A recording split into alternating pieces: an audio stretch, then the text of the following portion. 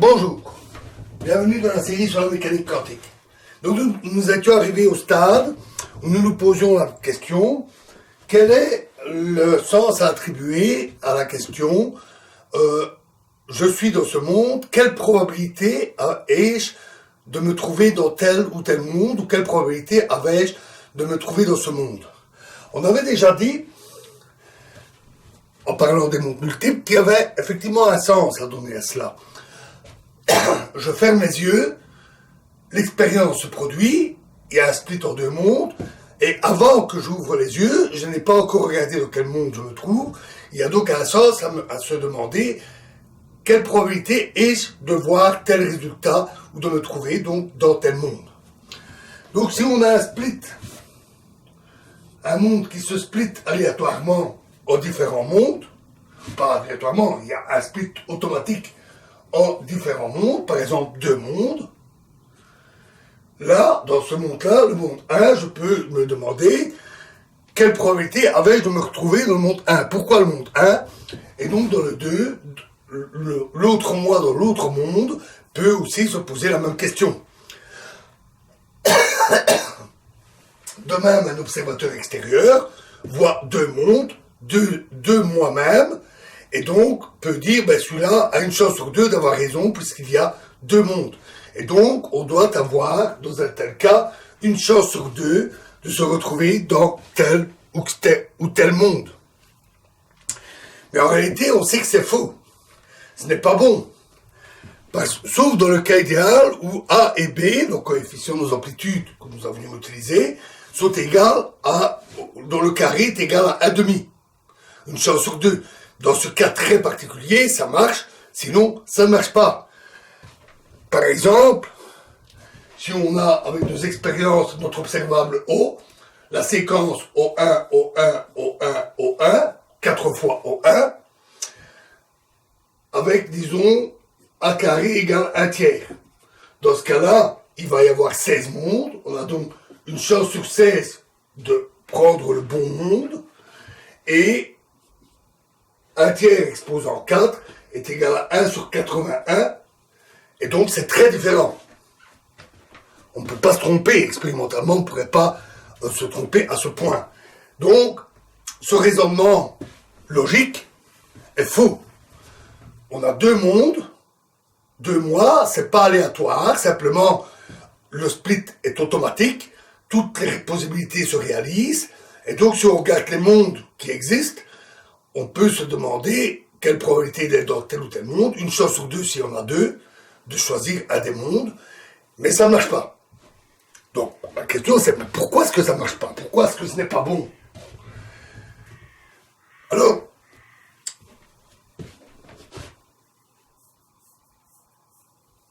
on a dit, dans nos réflexions, qu'un état superposé comme l'électron dans l'atome, il n'y a pas de sens à parler de probabilité, en tout cas avant mesure.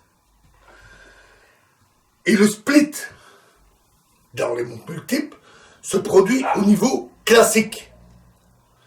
Ce n'est pas au niveau microscopique que cela se produit. C'est nous, êtres humains, qui calculons ces statistiques. Et nous le faisons à l'aide d'appareils de résultats fournis par des appareils macroscopiques, se comportant de manière classique. Donc, la solution est peut-être à rechercher de ce côté-là, puisque c'est au niveau classique qu'on rencontre cette difficulté. Et au niveau classique, même dans les théories avec réduction, les théories avec réduction appliquent ça aussi au niveau classique, comme dans l'interprétation de Copenhague. Qu'est-ce qui donne cette classicalité? C'est la décohérence. Donc on pourrait chercher la solution du côté de la décohérence.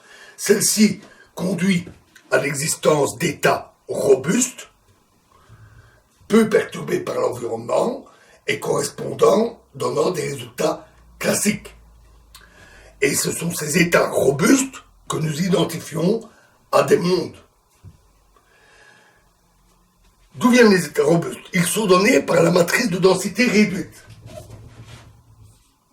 La matrice de densité réduite est obtenue en faisant les sommes sur les états d'environnement de la matrice de densité complète. On pourrait donc, ce qui veut dire qu'à un état, dans la matrice réduite, correspond en fait une grande densité d'états microscopiques, internes ou liés à l'environnement, propre à l'appareil de mesure ou propre au système. Un très grand nombre. Et donc, si cette proportion d'états microscopiques correspondait à la probabilité, on pourrait imaginer cela. Malheureusement, ça marche pas. Alors pourquoi? D'abord parce que c'est la trace, la somme que l'on fait, c'est prendre la trace, et celle-ci a une propriété de linéarité. Cette linéarité entraîne que, même si on a un très très grand nombre d'états microscopiques, le nombre d'états microscopiques regroupés en faisant les sommes, dans chaque état robuste, le nombre d'états microscopiques est identique. Tous ces états robustes sont mis sur un pied d'égalité, au moins de ce point de vue. Et donc, on retombe sur notre difficulté. Avec deux solutions, on aurait un demi, et non pas un tiers, deux tiers, par exemple. Et peut-être est-ce plus compliqué. Peut-être faut-il tenir compte du dynamique complexe entre le système microscopique, l'appareil de mesure, l'environnement.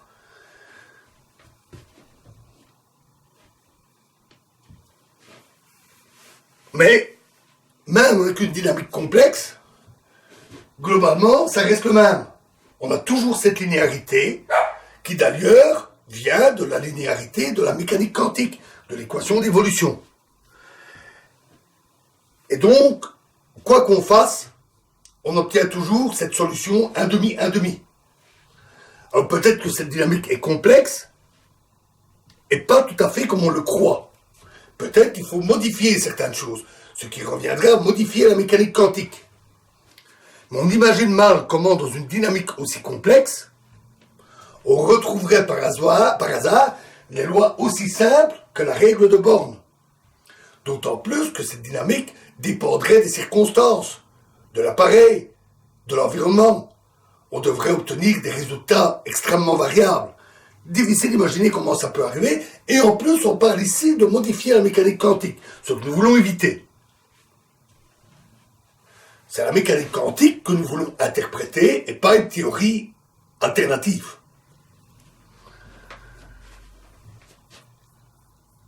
Donc, la difficulté, clairement, vient de ce découpage. Deux mondes, une chance sur deux de considérer un des mondes, donc probabilité, celui qui se réveille a une chance sur deux d'être dans le monde correspondant. Mais ça ne marche pas. Donc c'est lié, ce problème est lié au découpage en différents mondes. Mais comment effectue-t-on exactement ce découpage? Comment se produit ce split ou comment choisit-on ce split? En fait, il existe une infinité de découpages. Selon les bases choisies, on obtient des découpages différents. Par exemple, l'état S peut être deux positions précises ou deux impulsions précises. On avait déjà pris cet exemple. Deux mondes possibles selon les positions, deux mondes aussi possibles selon les impulsions. Et les deux sont identiques, c'est une égalité ferme. C'est le même état quantique, un seul et unique état quantique. La décohérence implique l'existence d'une base privilégiée. Mais en réalité, la décohérence, ou le fait de considérer l'état classique, n'impose pas le choix d'une base. On peut très bien choisir une base qui n'est pas la base privilégiée. Dans ce cas-là, la matrice de densité n'est pas diagonale. Et de même pour des états classiques, même si ce ne sont pas les états habituellement observés. Donc il y a une infinité de possibilités, et même si on impose arbitrairement le découpage en mondes suivant la base privilégiée, ça semble compliquer beaucoup les choses. Si c'est strictement égal, pourquoi refuser telle ou telle possibilité? Donc ça semble compliquer les choses. En fait, non. Ça va les simplifier parce que cette égalité est mathématique. Et donc la question se pose. Quelle différence y a-t-il entre la réalité physique et une description mathématique? Et c'est peut-être là qu'il faut chercher. On dit toujours qu'il ne faut pas confondre la carte et le territoire. C'est presque l'expression consacrée. Il ne faut pas confondre la carte qui décrit un territoire que l'on tient en main et le territoire lui-même. On ne doit pas confondre la peinture et son modèle. On ne doit pas confondre le mot comme chaise et l'objet que désigne ce mot. On rencontre souvent ça en physique. Il y a souvent des choses qui sont manipulées, qui n'ont pas de correspondance physique. Par exemple, le principe de relativité. Si vous avez suivi la série sur la relativité, nous en avons longuement parlé, et nous savons qu'on n'est pas obligé de suivre le principe de relativité. Simplement, il faut faire attention, parce que faire un choix où le principe de relativité n'est pas respecté fait apparaître des artefacts mathématiques qui en réalité n'ont pas de correspondance physique, n'ont pas d'existence. Il y a aussi en électromagnétisme le fait qu'il y ait une invariance de jauges, plusieurs jauges possibles, et toutes donnent les mêmes résultats physiques. Et on fait donc un choix de jauge qui n'est qu'un choix mathématique. Les deux se combinent d'ailleurs, puisque le choix de la jauge de Coulomb est un choix qui viole le principe de relativité et qui fait apparaître l'instantanéité de l'interaction électrostatique, mais qui n'est qu'un artefact. Il n'y a pas de propagation plus rapide que la vitesse de la lumière en électromagnétisme.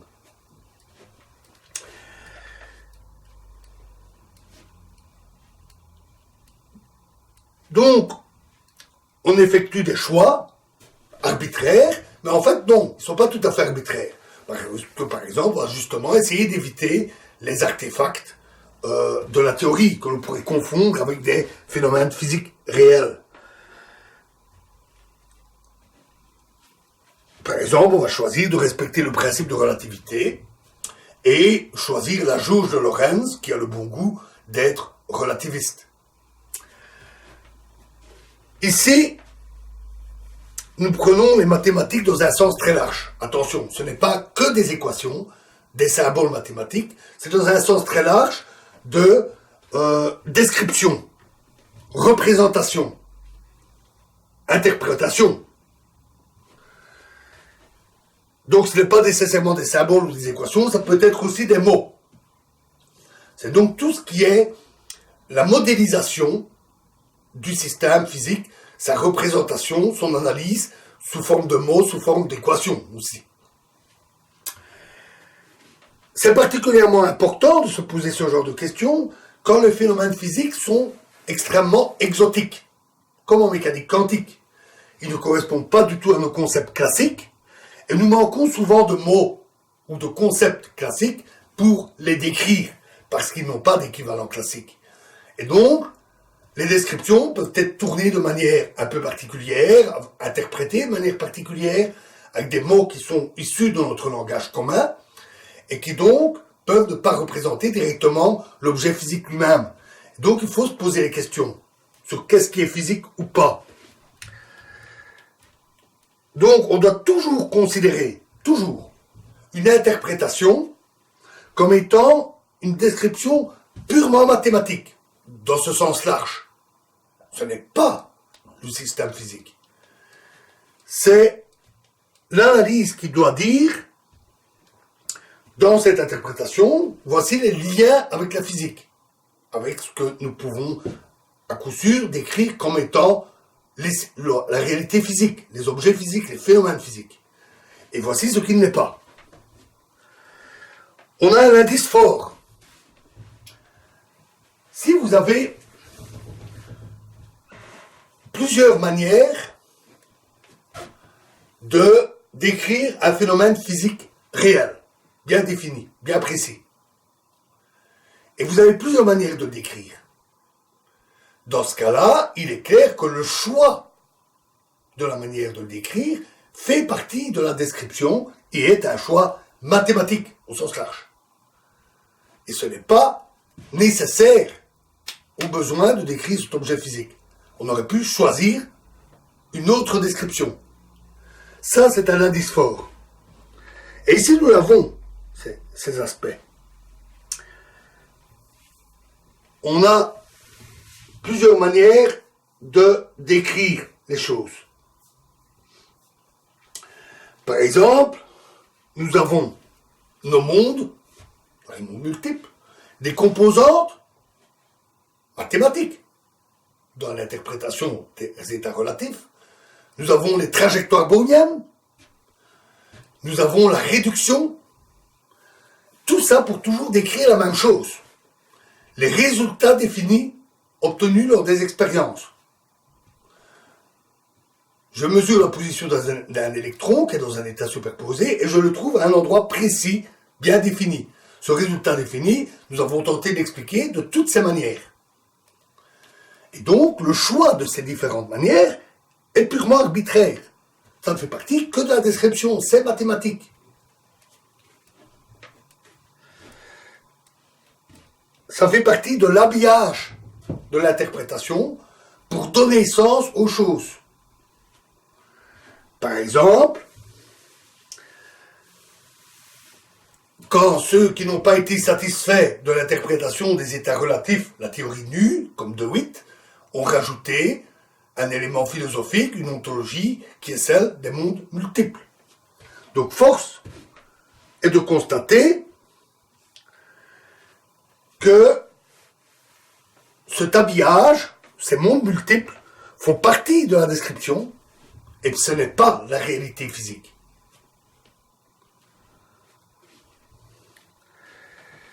On pourrait trouver ça choquant et se dire, ah, voilà qui traite les mondes multiples de non-physique, de mathématiques, de descriptif, de non-réalité, de ne pas correspondre à la réalité physique. En fait, ça ne devrait pas choquer. D'abord, parce que je n'ai pas dit que ça ne représentait pas la réalité physique, mais que ce n'était pas la réalité physique. Quand je dis chaise, je désigne un objet physique, mais le mot chaise n'est pas l'objet. C'est uniquement cela que je veux dire quand les mondes ne sont pas la réalité physique. Ils sont utilisés pour la décrire, mais ils ne sont pas cette réalité physique elle-même. De plus, il est fréquent d'avoir plusieurs manières de décrire les choses. Même dans le monde classique, on peut parfois décrire les choses de toutes sortes de manières différentes. Une même chose, unique, peut être décrite de plusieurs manières différentes. Et c'est pas parce qu'on a plusieurs manières différentes de les décrire qu'il y a plusieurs choses. Il n'y en a qu'une qu'on décrit de différentes manières. Donc il ne faut surtout pas confondre cette description, ces choix, les choix arbitraires qu'on peut faire, comme dire je choisis les mondes multiples plutôt que les trajectoires browniennes, ou plutôt que les états relatifs ou la réduction, c'est un choix. N'oublions pas que les interprétations sont faites de manière à être non réfutables. C'est une explication d'une théorie existante et de ses résultats expérimentaux, qu'au principe, on ne modifie pas. Nous avons choisi cette voie. Donc, les différentes interprétations n'ont pas de contrepartie. Le choix d'une interprétation ne doit pas pouvoir être réfuté expérimentalement. Et donc, on ne peut pas nier qu'on a là des descriptions différentes d'une seule et même chose et qu'on effectue un choix arbitraire. C'est un point très important. Parce que, quand on parle du découpage en mondes, on se rend compte alors que ça fait partie de la façon de décrire, et donc on peut se poser des questions. Et donc dans la prochaine vidéo, nous continuerons notre investigation en voyant de plus près le lien qui existe avec la physique. Donc, d'accord, c'est une description, mais c'est une description de quelque chose de réel, de physique. Quel est le lien? Quels sont les liens? Quels sont les aspects qu'on peut considérer comme irréfutables ou pas? Ou qui feraient partie purement de cet habillage. On discutera de ce découpage en mondes et on verra les solutions et les choix qui peuvent ou doivent être faits. Je vous remercie.